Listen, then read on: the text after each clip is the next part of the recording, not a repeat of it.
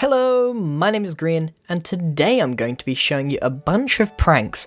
Back in the day when I used to have a survival server, I played with my friend Nick, and I used to mess with him all the time, so I thought, why not try some more stuff out? So, I've got a bunch of tricks here, ready to show you. The first one is just awful. This is less of a prank, more of just pure evil. Listen to that sound. So what we've got here is someone's house. Let's pretend that this is Nick's house. And down there is a bunch of cats. Now, this is just a proof of concept. What you need to do is hide as many cats around their house as possible, encased in obsidian, so that they're constantly looking for the source of this horrible noise that is the cat's meow constantly going on. So, I think that's just pure evil, to be honest. Cat's meows is like one of the worst things in the game, and if you just like put that in the house, ugh. Next up we have something that is more annoying than probably the cats. So, if you have access to command blocks in some way, shape or form, try this out. So you get a circuit going, very easy to do, and you type in TP, the player's name, and the player's name again. So it's TPing themselves to themselves. Now what this does when hooked up to a live redstone circuit constantly going on a repeater, look at Botbox, he cannot move at all because it's constantly TPing himself to himself. So let's see what that looks like in first person. So if I do TP Grian and then hook it up, you can see like I'm trying to move but it's like jittering me about, and if I jump it really doesn't like that. And if you have access to command blocks and they're somewhere else on the server, they are absolutely done for. They can't move at all. So that's a really cruel thing to do, but unfortunately you do need command blocks. Next up, we have the highway to hell. So I did kind of have some like names for these things, but anyway, you just click the button once you've got it all set up, and then you go on your minecart, and it opens up the floor, and down you go. And NPC Grian has left me a message.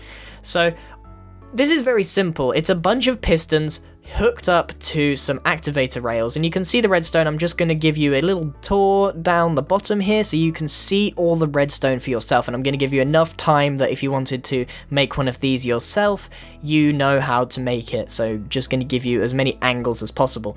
Now, of course, this is an old trick, but you'd be surprised how trusting people are on a survival server. If you just say, hey, let's go down to my mine, I've made this cool thing, or do you want to check out my roller coaster? They'll probably do it.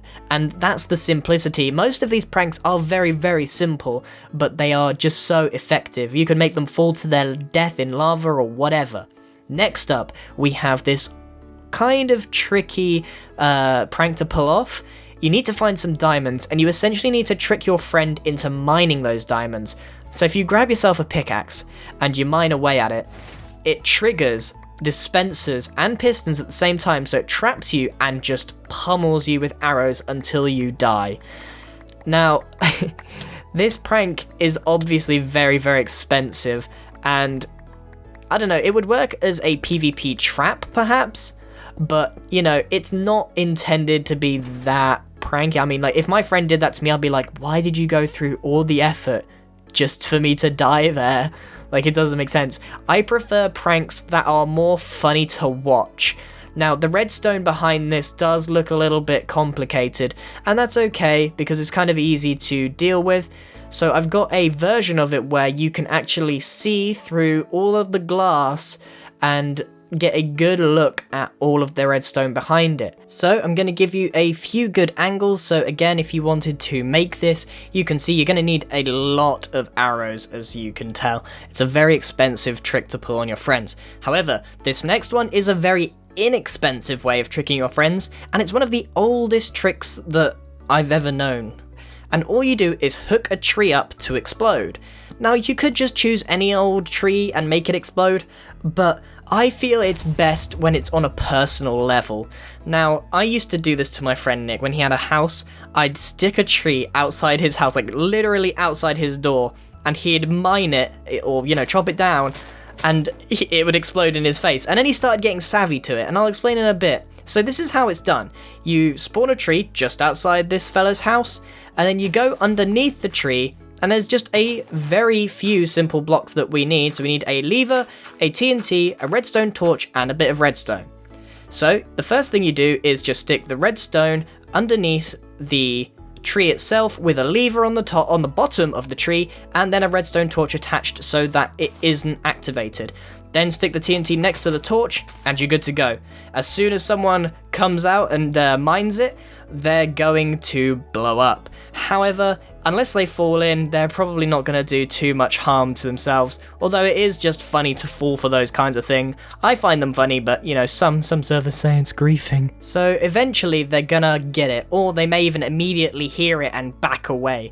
This is when you need to get clever. If you're so determined to get them with this prank, then what you need to do is hook it up so that the tree still triggers the TNT and they hear it, but they back away into the explosion. You link it up so the TNT is right under their house, so when they back away, they explode themselves. Okay, so next up, we actually have this one, which is nicknamed the oldest trick in the book. It's just this very sort of elusive shrine, and people may go, oh, what does this do?